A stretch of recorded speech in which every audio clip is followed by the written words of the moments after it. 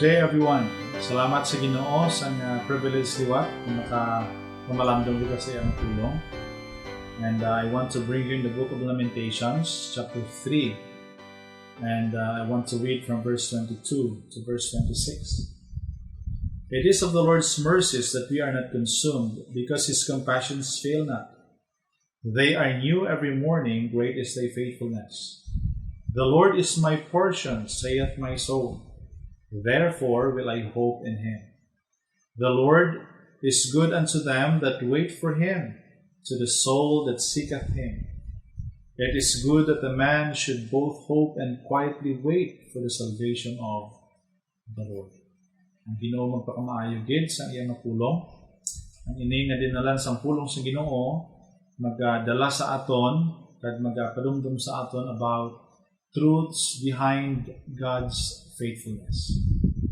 Balugi kita nga Ginoo iyahalin sa una matutong. Paano mo ayhan i-define o kung i-describe ang pagkatutong sa Ginoo? Umpisa ang aton pinakasimpleng mahambal tungod nga tanan na positive. Tanan niya naga-smile ko, tanan niya naga-enjoy ko. But then lain sa sinin naman niya nga bahin sa nga dinalan sang pulong sa Ginoo nga aton ginbasa na sa piyak gali sa mga panghakoy, sa piyak ayhan sang rurok sang kabuhi mo, ang Ginoo gyapon na batyagan mo nga matutong siya para sa aton, para sa imo ug sa ako.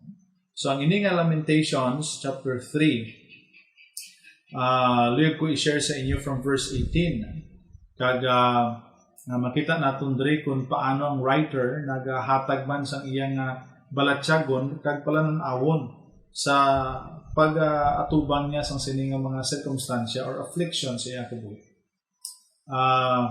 Damo sa mga naghahambal na hindi si Jeremiah ang nagsulat sa Lamentations. Pila sa ila naghambal nga hindi gid mabalaan. But then kadamaan gid naghambal nga si Jeremiah ang nagsulat siya. Kag sa aton nga pagtan-aw bisan balikan naton man o maatras kita sa before nga book, ang book of Jeremiah, nakita natin dira ang mga ginagya ni Jeremiah sa pag-alagad sa Ginoo. Hindi mo ma-imagine na sa iya nga pagkabuhi, makapadayon siya. But still, nagpadayon siya sa piyak sang sina ng mga balatyagon or experience nga iya man nga nanagyan. But then, tulo ko natin dira, kagtanaw natin, ano din pala ang rason nga nangino pinadayonon siya sa pag-alagad sa Ginoo? The first truth na makita natin rin behind God's faithfulness even in your life or even man sa akon man kabuhi. In verse 18, humble dra, and I said, my strength and my hope is perished from the Lord. Ang ining nga verse, mahambal mo nga hopeless gid ang writer. Imagine mo na lang wala na gid, surrender na gid ang tanan. Hambal mo sa imong hugalingon, kung wala na gid man tawo nga magtuo sa akon, kag wala naman ko sang tao nga tuuhan, ang Ginoo na lang gid ang akong nga tuuhan niya. Bisan mag-inano, hindi ikuya magbuhi sa Ginoo. Matay ko tulo ko naton in verse 18, nga daw bisan ang Ginoo buhi-an niya sa iyang pagtuo. Ang balindras niya, and I said, my strength and my hope is perished from the Lord. In verse 19, remembering mine affliction and my misery, the wormwood and the gall, my soul hath them still in remembrance, and is humble in me. Pero ang kanami walandra, kaya nga in verse 21, humble niya, this I recall to my mind, therefore have I hope. Kanami sa Ginoo. Ginapadumdum sa gyapon sa Ginoo sa aton, nga may Diyos nga buhi. Nga sa tiyon ay hanya pinakagamugamo sa imong kabuhi, ginahulat sa Ginoo nga may nga ang tiyon ng saliin, ma-realisar mo, nga makita mo, nga may Ginoo. Kaya mo salin ang imo nga paglaom nga nadula na, ang imo paglaom nga nagtahaw na, magabakod pagit na. That's why the first truth nga makita natin rin, God is faithful to fortify our hope in Him. Ang word na fortify means strengthen. Ang paglaom mo salin, madula na lang, magatahaw na lang, ang Ginoo nag-strengthen. Kung iyo makita din in verse 18, nagamat-amat na sa tahaw, nagamat-amat na sa dula ang iyang paglaom sa Ginoo. But then in verse 21, Ginpakita dira ng Ginoo is at work sa iyang kabuhi. So nahambal niya, this I recall to my mind, therefore have I hope. Sa tinion ay hanang sa din hopeless ka. Sa mga tinion ay hanang matsyag mo daw hindi ka na kasarang nga maglaom sa Ginoo. Dumduma ang mga kaayo sang Ginoo nga ginhatag niya kag ginpa-experience niya sa imo. Hindi sabi mo ang isa ka butang mo sa iyo nagapatahaw sa iyong paglaom tungod nga nag-concentrate ka o kung nag-focus ka sa isa lang kabutang nga kusuliin para sa imo, amo niya ang nagtampok sa akon. Amo niya ang naguba sa akon. Amo niya ang nagpalayo sa akon. Ito nang imo tulokon kung paano ang Ginoo nag-sustain sa imo. Kung paano ang Ginoo nangin matutong sa imo, nag-provide sa imo kinanglanon, kung paano siya nag-take care sa imo, nag-preserve sa imo kabuhi, even your testimony sa imo mga pag-alagad sa Ginoo. In God, there is an everlasting strength. Ang ato ginawiyatan. Nga sang nagalaom kita sa Ginoo, sang ang ginbutan nato na ang ato na paglaom sa Ginoo, amo ni ang rason. Because in God, there is an everlasting strength and never failing hope. Kanami sa sini nga pagpanghangkat sa ato. Nga sa tion ako sa diin, gusto mo na magbuya sa pagtuo sa Ginoo, dumdumugid, nga ara lang gid sa Ginoo. There is an what?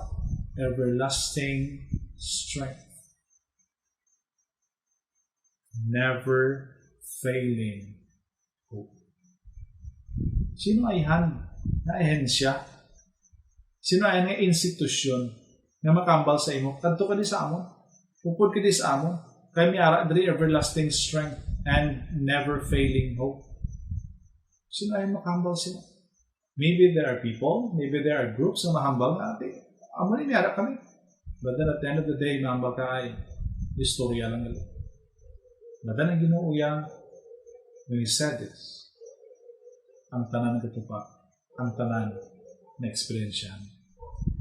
But then in the other side, may mga tinion man sa kabuhi naton na naga-struggle kita because of sin. Sometimes struggles come because it is sin that makes the cup of affliction bitter. May mga tinion man nga hopeless kita, may mga tinion nga ginabudlayan kita because of sin. Makita natin dira, kung ibalik natin sa aton na pagtukoy, pagkilala sa Ginoo, we are struggling and sin day by day sa aton nakabuhi. But then, ang Ginoo nagpadala kay Jesus who died on the cross to make you hopeful, free sa inyong mga pagkabuhi. Hindi lang sa siningang kalibutan, kundi sa pagkabuhi dito sa tiyak nga kabuhi nga ginaman sa Ginoo sa aton dito sa langit. Makita natin dali problema lang na basi iubra lang na basi kwarta lang na. Imagine ang Ginoo naghatag sa imo sang eternal nga mga butang ay hindi niya mahatag ang mga ginagmay ng butang. Ginagmay lang na adyan. Utod sa Ginoo ginagmay lang na. But then ang aton nga tulokon diri, we have to be careful about that sin. Nga basi nagaagwanta kita, basi nagaagunto kita because of that sin. Nga hindi naton madula, hindi naton mapalayo, hindi naton ma-reject.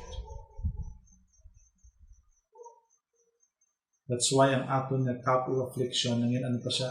Nangin mapait siya adlaw-adlaw na. Matay kung tulokon naton diri ang unang pagpanghangkatan sa aton, not only for ourselves, but even man sa iban nga aton man nga ginadumdum diri. When we are in distress, we should encourage one another in faith and hope. Ang ini nga mga butang pwede naton mahimo, ginahimo naton because para sa aton it is tested and proven nga Ginoo sa gihapon nag-strengthen sang akong nga paglaom kay gintugyan ko sa iya. Ang isa ka tanaw naton dadre. If you remember the story about Moses, ang Ginoo nagtawag sa iya through the burning bush. Sa nakita niya ang ato nga burning bush, inyoy, gakalayo, pero way gakasunog. Nagkabaloy kita nga ang kalayo, mainit. Masakit man kung mapasok ka. But then, it is the same sa ato ginagyan. Basi nagkalayo ka, nagabaga ka, init na ganing ginabatyag. Magandang sa pulo sa inyo, there is sometimes, ang mga ato ginagyan. But we are not consumed. Yet not consumed.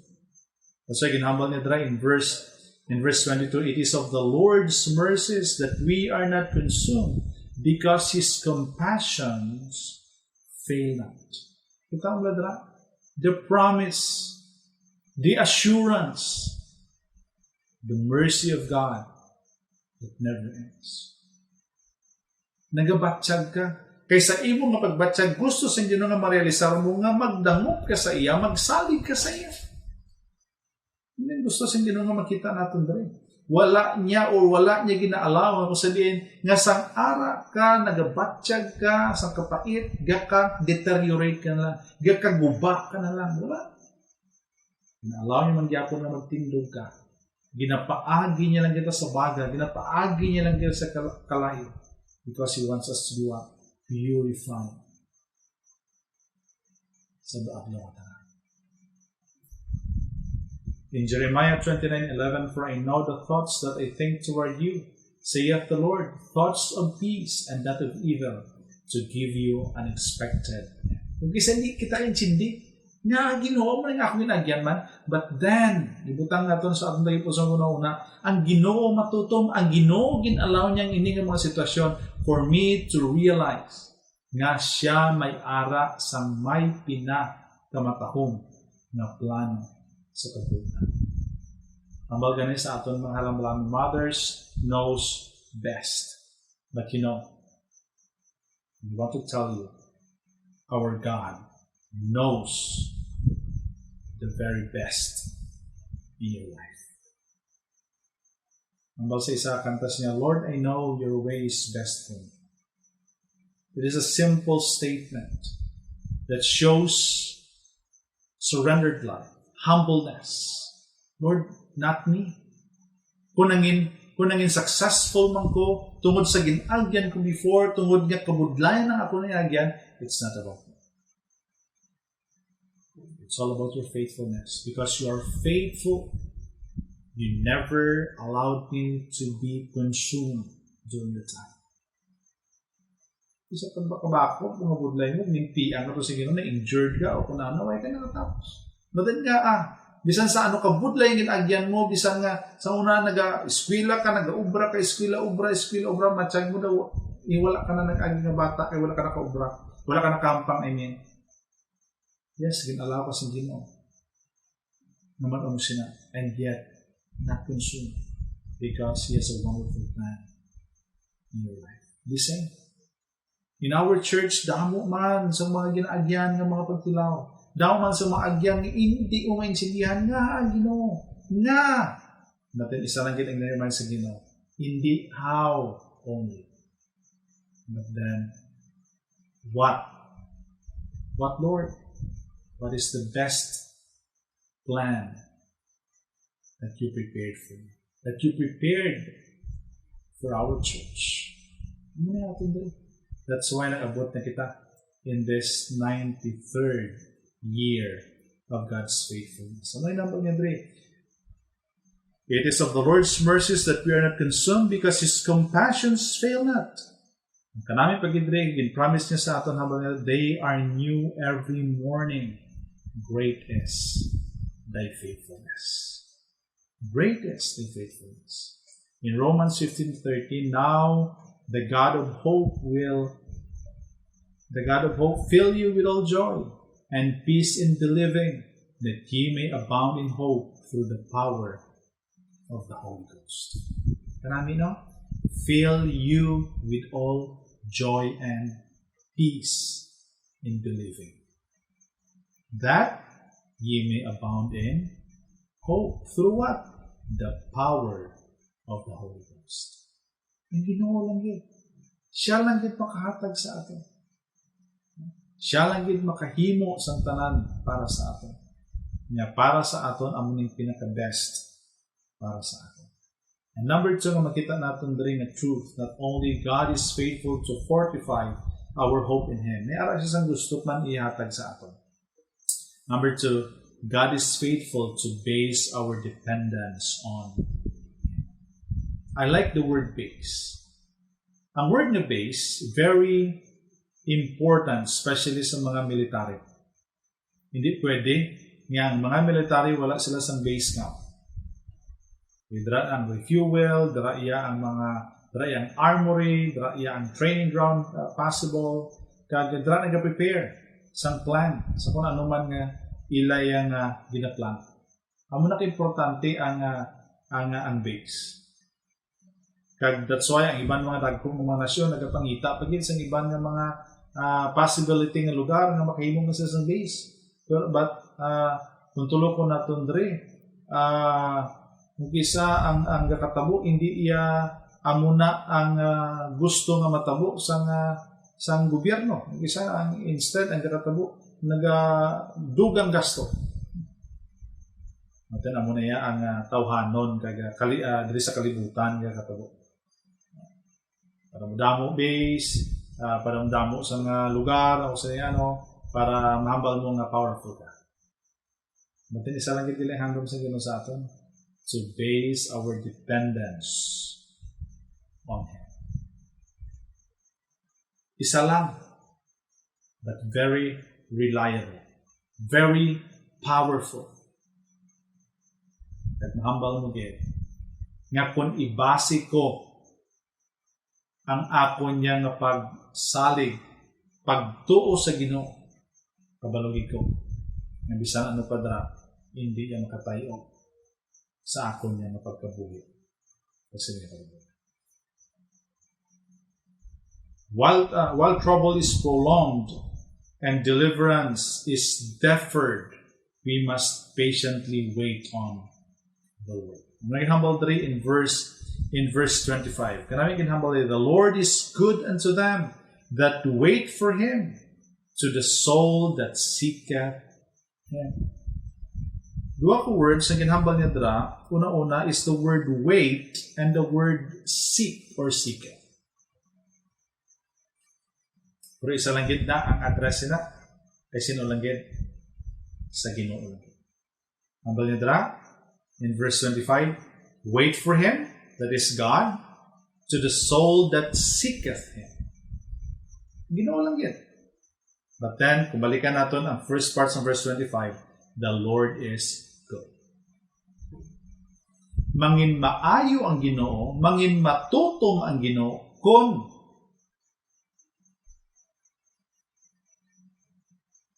we are willing to wait on Him, and we are willing to seek Him always sa atong pagpapalagay. Nga may mga tao yang matibay. Nga may mga tao yang isang mag-inano yan, gaway lang sa ila. Because back of their mind, okay kami. Why? Because may ginahulat kami that somebody will help us. Nakabalo ko nga masarangan ko na. Why? Because ara ko nga nagapangita, nagapangayo sang bugay sa iya. Manang kanami nga batsagon kasi na yung mga tinaw. Seek, wait. That's why ginamali, while trouble is prolonged, saan pa nakalawig, and deliverance is deferred, we must what? Patiently wait on the Lord. Munang kanami, bilang ginhambal ni Isaiah. Ay, kung magbulat ka lang sa Ginoo. Ang Ginoo yan ang napabakot sa like an eagle. Grabing strength ang ihatag sa Ginoo sa iyo. And while we are waiting on Him, we will seek Him. Seek in what? Seek in prayer. Ang isa, nagahulat ka lang, nagahulat. Damo na sa mga tinion na waste. Huwag ka man may nahimo.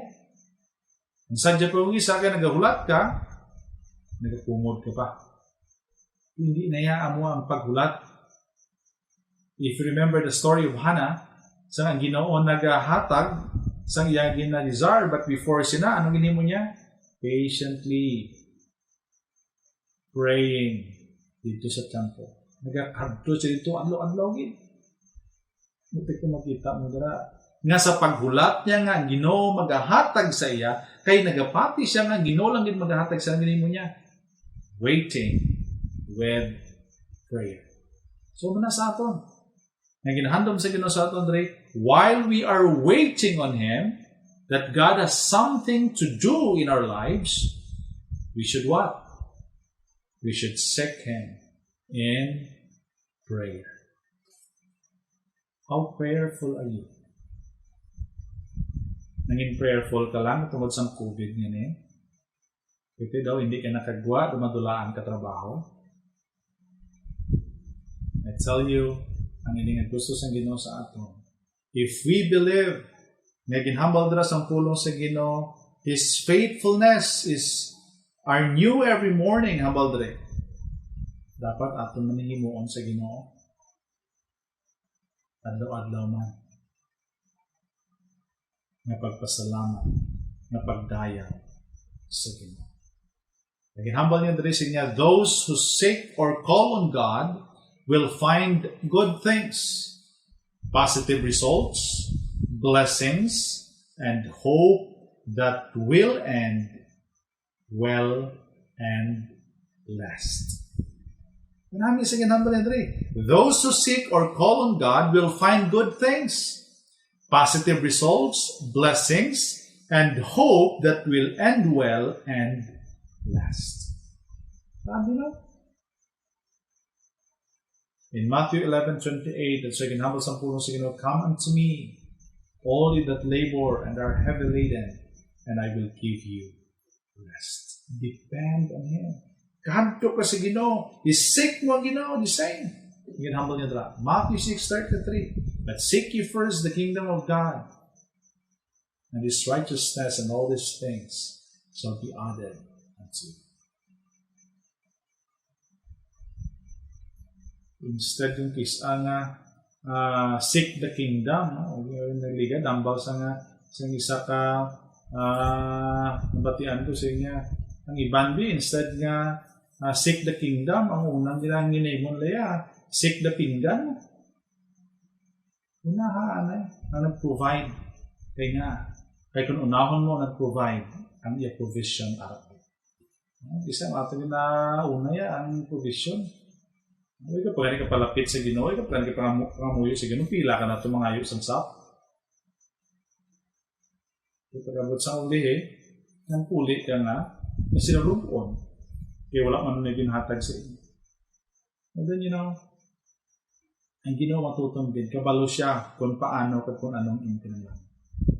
Number 3 nga makita natin dali, God is faithful to fortify our hope in Him. God is faithful to base our dependence on Him, if we depend on Him. And number 3, God is faithful to deliver us in tough times. Karami pala dres sa nga natabo sa sininga na istorya na sang writer. Hambal niya dra in verse 26, mag-atras ako gamay. It is good that a man should both hope and quietly wait for the salvation of the Lord. It is good for a man that he bear the yoke in his youth. He sitteth alone and keepeth silence, because he hath borne it upon him. He putteth his mouth in the dust. If so be there may be hope. So he giveth his cheek to him that smiteth him, and he is filled full of reproach. Ako budlay, no? Pagpapag ko sa piyak. Tagong pagid ang piyak. Nabudlayan ako, sakitan ako. Subong alay naman. Dugang naman nga sakit. But in humble in verse 31, for the Lord will not cast off forever. But though he cause grief, yet will he have compassion according to all the multitude of his mercies. This verse is very comforting. Hambal niya dre. But though he came grief, yet will he have compassion according to the multitude of his mercies. For he doth not afflict willingly nor grieve the children of men, to crush under his feet all the prisoners of the earth, to turn aside the right of a man before the face of the Most High. Kita mo dere, ang puno sila naghambal, especially in the 3 verses in verse 30 to 33. Nakita natin dere nga ang Ginoo ya, ang kamot sa Ginoo aragit, nga ginaduhol sa aton, willing siya nga mag-uyat sa aton, magkuha sa aton sa tion na pinakadulong, pinakabudlay, pinakasakit sa Ginoo patuloy. God never afflicts us. Huwag niya na ginhandom, nga mabudlayan ka, nga masakitan ka. But we are be capable of causing it through our actions. Mabalik naman tayo. Di nga agin sakit ka. Di nga nasakitan ka. Basi una-una nag-disobey ka man sa Ginoo.